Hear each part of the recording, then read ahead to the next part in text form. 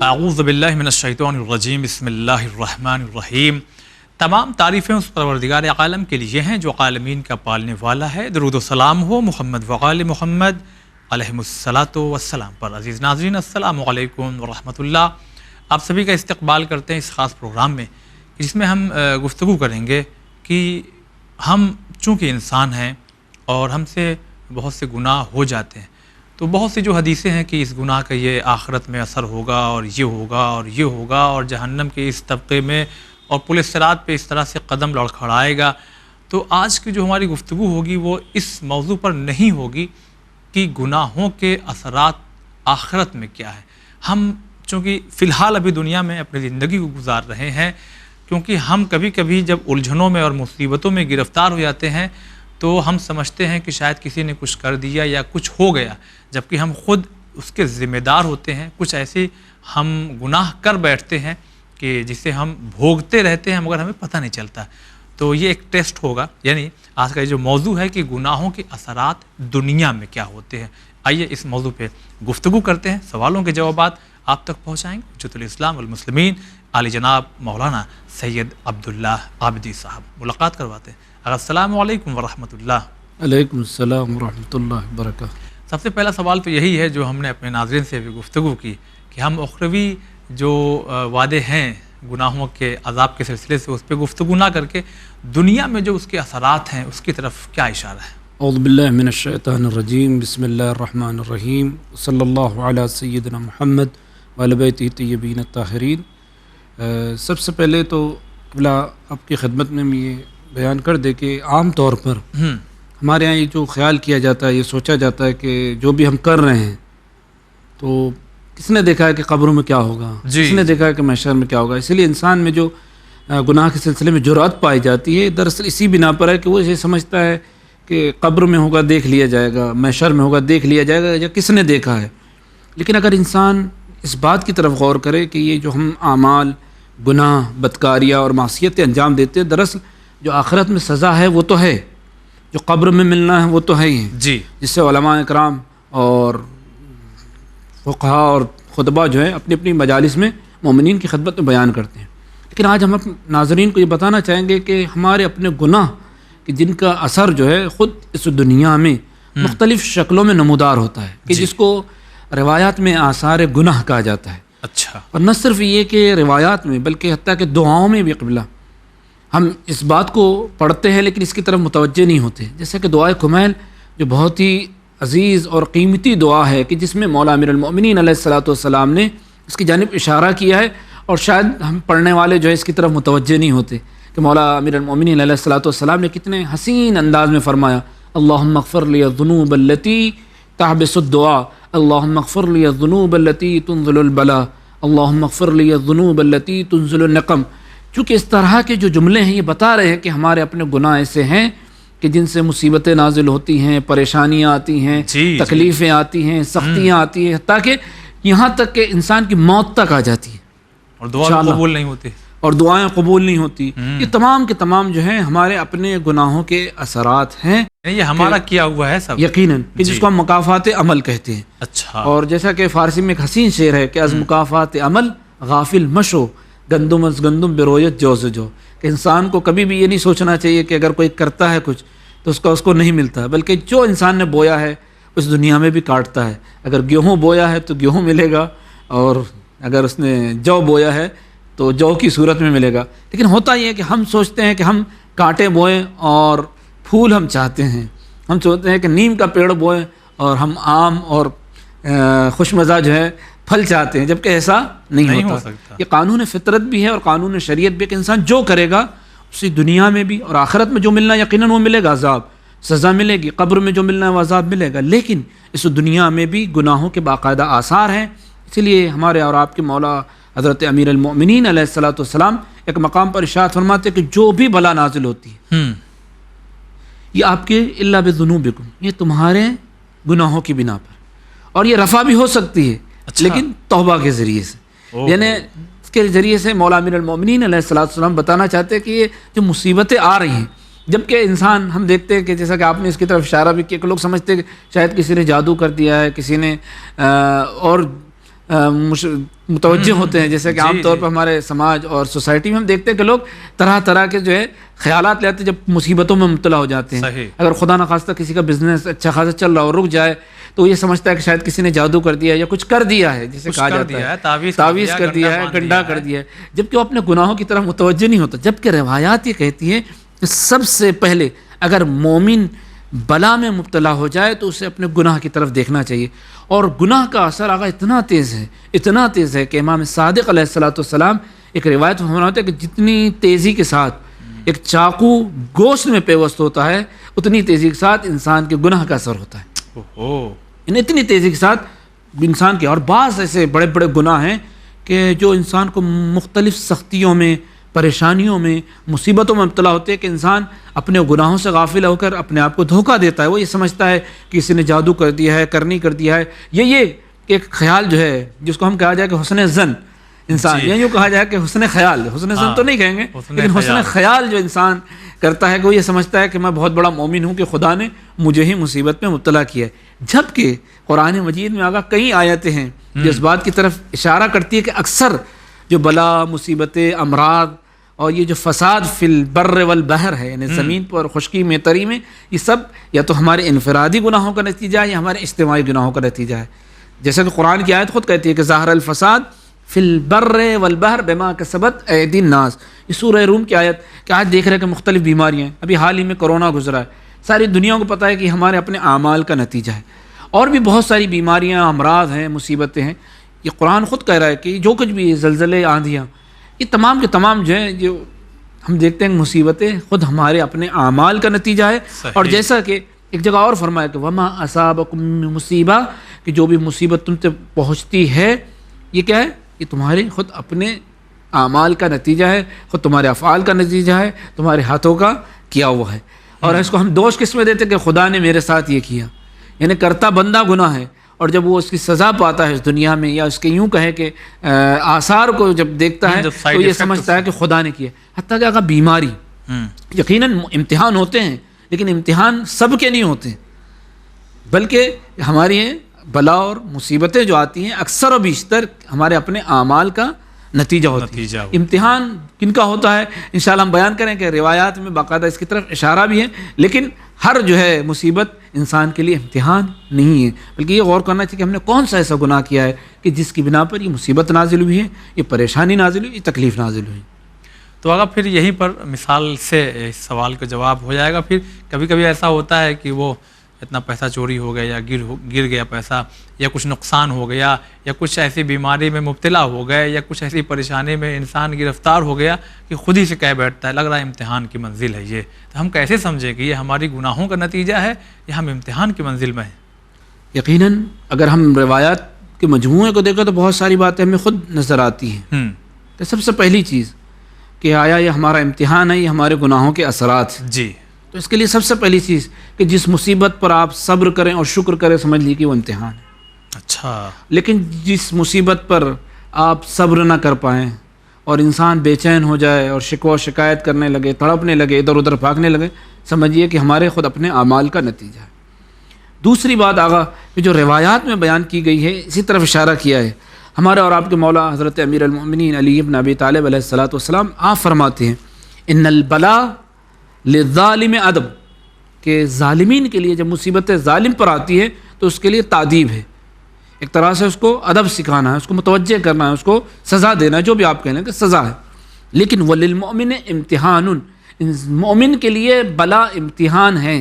اچھا. لیکن اگر ہم مومن ہیں، واقعی مومن، حقیقی مومن، مسئلہ یہ آپ نے جو کہا کہ ہمیں کیسے پتہ چلے، تو ہم خود اپنے آپ کو پرکھیں، اپنا محاسبہ کریں کہ ہم مومن ہیں یا نہیں. جی. اگر ہم واقعاً مومن ہیں تب ہمارے لیے یہ جو ہے امتحان ہے.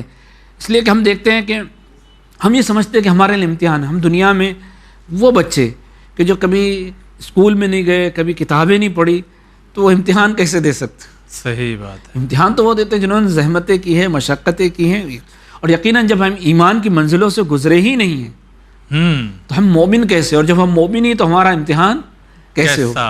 یقیناً انسان جیسا ہم نے کہا کہ حسن خیال رکھتا ہے کہ ہم مومن ہیں، جبکہ ایمان تو اسی وقت چلا جاتا ہے کہ جب انسان گناہ کرتا ہے.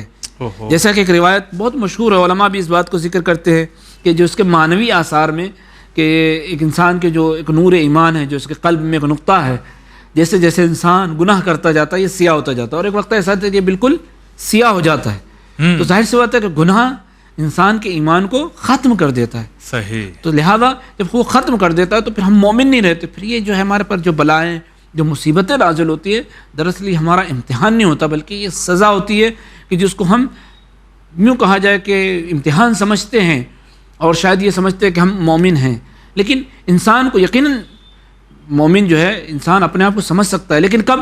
جب اپنا وہ محاسبہ کرے اور جب واقعاً اسے یقین ہو جائے، جیسے ہم نے کہا کہ اسے اگر اس مصیبت پر صبر آ جائے یا مصیبت پر شکر کرنے لگے، جیسے کہ ہمارے ائمہ معصومین علیہ السلام ہم نے کبھی نہیں دیکھا کہ وہ مصیبت پر جو چونکہ مصیبتیں ان کے یہاں بھی نازل ہوتی، اور اسی روایت کا ایک جملہ ہے وَلِلْأَنْبِيَاءِ دَرَجَةٌ، کہ مصیبتیں جو انبیاء اور اولیاء اور ائمہ اور اوصیاء کے لیے، ان کے لیے بھی مصیبتیں ہیں، لیکن ان کے لیے کیوں آتی تھی؟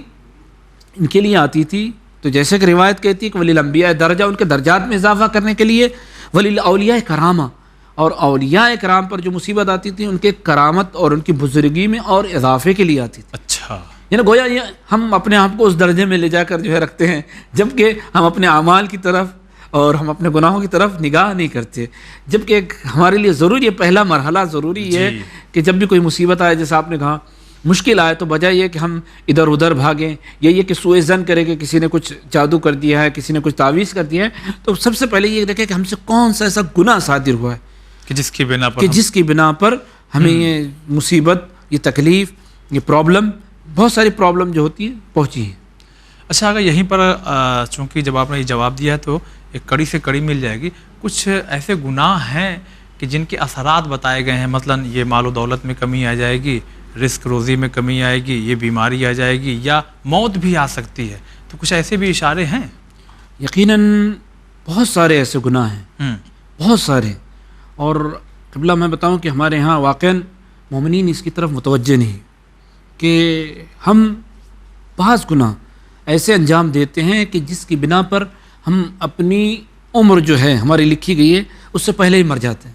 اوہو، اور جیسا کہ ایک روایت ہم اپنے ناظرین کے نور ایمان میں اضافہ ہونے کے لیے بیان کریں گے کہ روایت یہ کہتی ہے کہ بہت سارے ایسے افراد ہیں جو اپنی عمر سے پہلے اپنے اعمال کی بنا پر، اپنے گناہوں کی بنا پر اس دنیا سے چلے جاتے ہیں۔ اچھا، اور کتنے ایسے افراد ہیں کہ جن کی عمر ختم ہو گئی لیکن انہیں حیات صرف اپنے اعمال نیکیوں کی بنا پر ملی، اچھا، جس میں ایک صلہ رحم، اپنے والدین سے نیکی کرنا، یہ بہت زیادہ جس کی طرف اشارہ کیا ہے کہ عمر ختم ہو گئی۔ جس سے ایک جگہ ملتا ہے کہ ایک انسان کی عمر 30 سال ہے، لیکن اگر وہ قطع رحم کرتا ہے تو اس کی عمر اتنی کم ہو جاتی ہے کہ اس کی عمر 3 سال کی ہو جاتی ہے، یا ایک انسان کی عمر کے 3 سال معین ہے، وہ بھی موت جو ہے غیر حتمی کی مراد ہے، ورنہ حتمی جو ہے وہ تو اس کو کوئی بدل نہیں سکتا، صحیح، لیکن جو غیر حتمی موت ہے اگر اس کے 3 سال ہے لیکن انسان نے بہت ساری نیکیاں ایسے انجام دی ہیں، جیسے کہ والدین کے ساتھ حسن سلوک،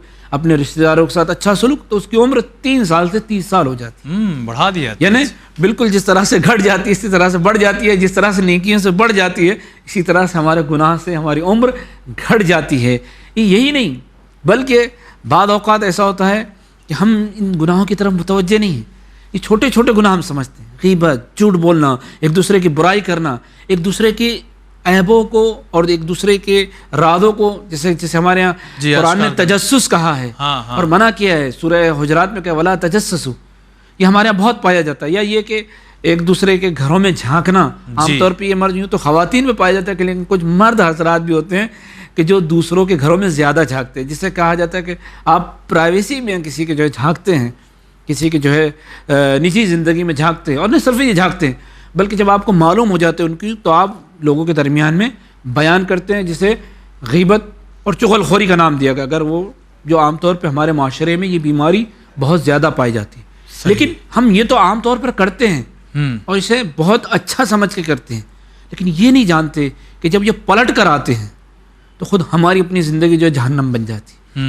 خود ہماری زندگی جو ہے مشکلات سے گھر جاتی ہے۔ یوں تو ہم دوسروں کے عیوب اور دوسروں کے جو ہے گناہوں اور دوسروں کے جو ہے کمیوں کو تلاش کرتے ہیں اور لوگوں سے بیان کرتے ہیں، جبکہ بعض گناہ جیسے کہ خود کسی کے گھر میں جھانکنا، اس کے جو ہے خواتین اور اس کے گھریلو زندگی میں جو ہے دخل اندازی کرنا اور لوگوں سے بیان کرنا، جبکہ ایک جگہ روایت میں قبلہ فرماتے ہیں کہ اگر کوئی اس طرح سے کرتا ہے تو خداوند عالم وہی عمل اس کے ساتھ بھی ہوتا ہے۔ اچھا، اگر کوئی کسی کے پوشیدہ عیبوں کو انکشاف کرتا ہے، اچھالتا ہے تو اس کے ساتھ بھی ویسا ہی ہوتا ہے۔ گندم جیسا ہم نے کہا کہ جو جیسا کرتا ہے وہ ویسا پائے گا، اچھا، جو جیسا بوتا ہے ویسا ہی کاٹتا ہے۔ صحیح۔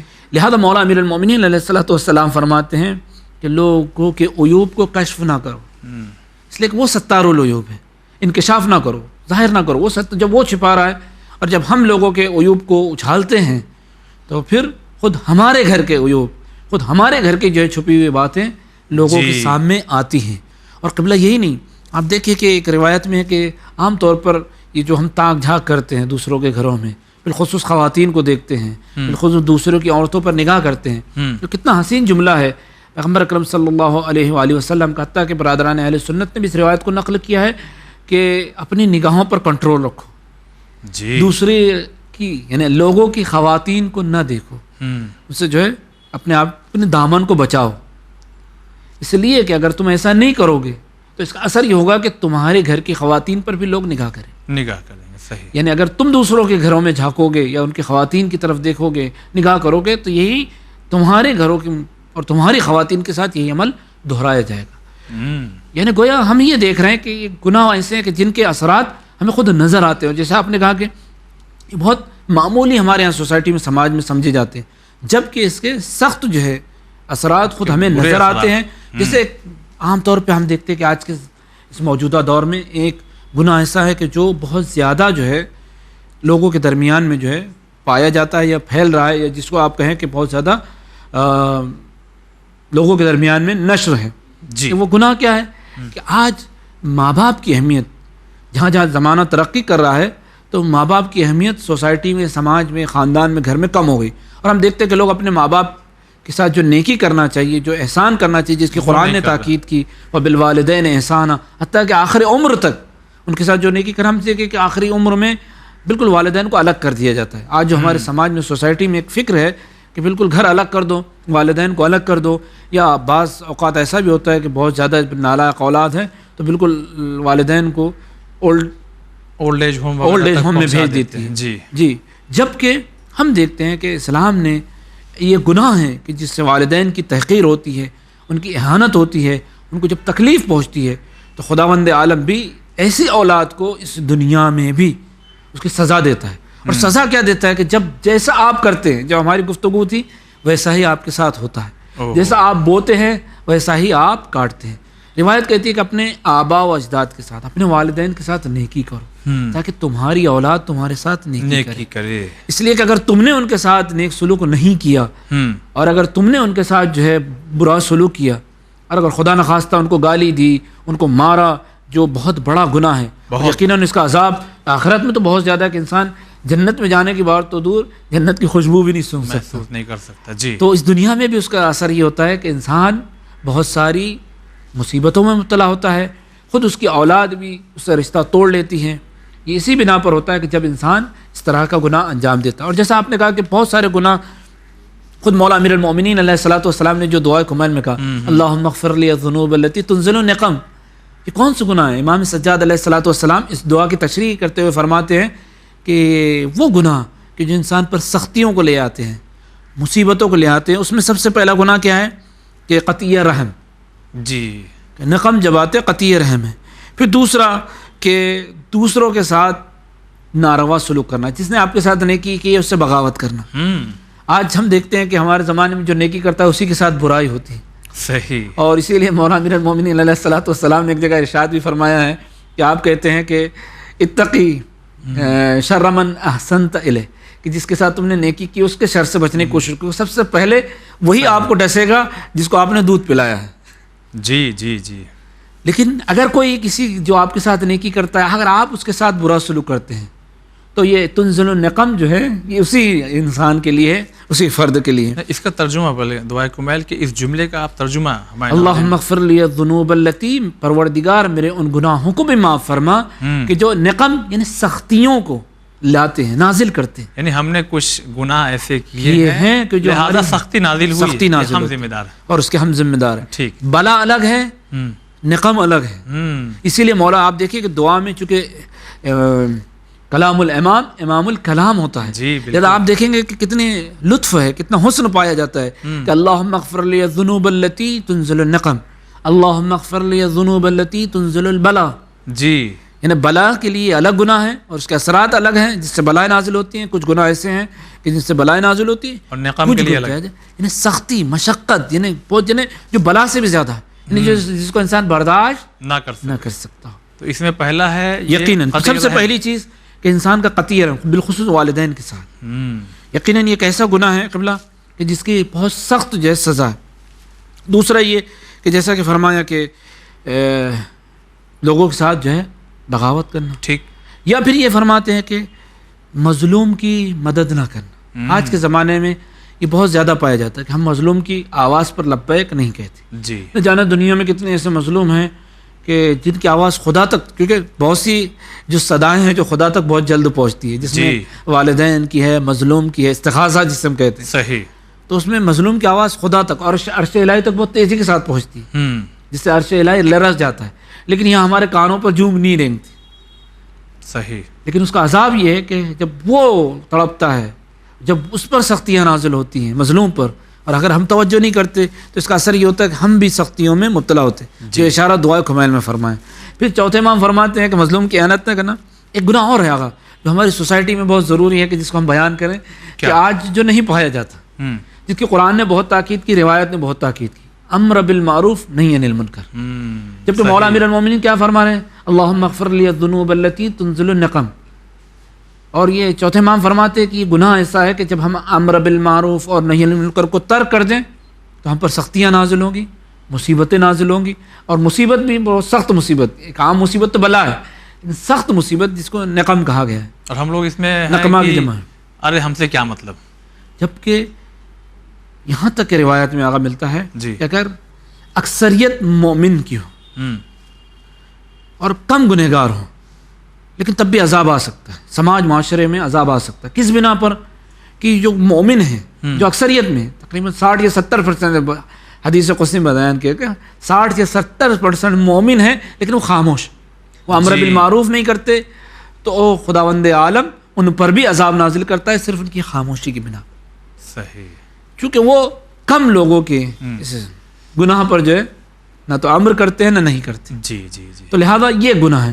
پھر جیسا کہ آپ نے کہا کہ کچھ گناہ ایسے ہیں کہ جو ہمارے سوسائٹی میں رائج ہیں اور جن کے اثرات ہم اپنے ناظرین کو بتانا چاہیں گے کہ عام ہیں. آج دیکھتے ہیں کہ گھر گھر میں میوزک، ناچ گانا، اور یہ بہت عام ہو چکا ہے. جبکہ ہمارے یہاں ٹیلی ویژن آیا ہے یا پھر ہمارے یہاں بہت ساری ٹیکنالوجی آیا ہے جس کی بنا پر دعائیں کم ہوتی ہے، تلاوت قرآن کم ہوتا ہے، گانا، میوزک، ناچ زیادہ ہوتا ہے، جس کے مختلف ذرائع ہیں.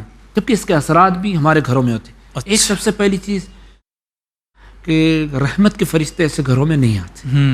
آج جو ہمارے گھروں میں نحوستیں داخل ہو گئی ہیں، ہم دیکھتے ہیں کہ ہم کما رہے ہیں لیکن ہمارا رزق میں کوئی برکت نہیں.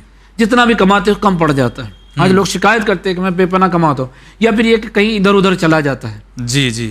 ہمیں خود احساس نہیں ہے. تو یہ وہ گناہ ہے کہ جس سے ہمارے گھر کی جو ہے برکت جو ہے ضائع ہو جاتی ہے. دوسرا جو ہے کہ ہم اس دعوات کی طرف متوجہ نہیں ہیں کہ یہی وہ گناہ ہے کہ جس سے ہمارے گھر میں رحمت کے فرشتے بھی دور ہو جاتے ہیں، اور سب سے بڑی مصیبت یہ نازل ہوتی ہے کہ انسان فقر، فاقے میں اور غربت میں مبتلا ہو جاتا ہے. اور لہذا یہ عام گناہ ہے کہ جس کی طرف روایت میں اشارہ کیا گیا کہ جب انسان ان گناہوں کی بنا پر ان سختیوں میں اور مصیبتوں میں مبتلا ہوتا ہے. چلیے آگا، بہت شکریہ ادا کرتے ہیں. یہ وقت بڑی تیزی سے ہمارے درمیان سے گزر گیا ہے، اور آخر میں ہم نے یہی پوچھنا چاہا تھا کہ ہم پھر کیسے بچیں. ہم سمجھتے ہیں کہ ہمارے ناظرین بس انہی سوالوں پہ یہ دھیان دے دیں کہ ان گناہوں سے اگر اس طرح سے نقصان ہو رہا ہے تو انہی گناہوں سے اپنے آپ کو ہم بچاتے رہیں تو پھر یقیناً جو ہے ہم بہت سی مصیبتوں سے دور ہو جائیں گے اور بلاؤں سے محفوظ ہو جائیں گے. تو ناظرین چونکہ وقت گزر گیا بڑی تیزی کے ساتھ، فی الحال اپنے پروگرام کو ہم یہیں پر روک رہے ہیں، مگر ان تمام باتوں پر توجہ دیجیے گا۔ آقا نے بھی تاکید کی ہے کہ حدیثوں کے ذریعے کہ صلہ رحم صلہ رحم صلہ رحم، رشتہ داری گھوم پھر کر کے دیکھا جائے تو انسان زیادہ تر اسی بڑے گناہ میں مبتلا ہے جس کی بنا پہ وہ بہت زیادہ پریشان ہے۔ بہرحال ہمیں اپنے رشتے کو مضبوط کرنا چاہیے۔ انشاءاللہ پھر کسی موضوع کے ساتھ حاضر ہوں گے، فی الحال آج کے لیے بس اتنا ہی۔ السلام علیکم ورحمۃ اللہ۔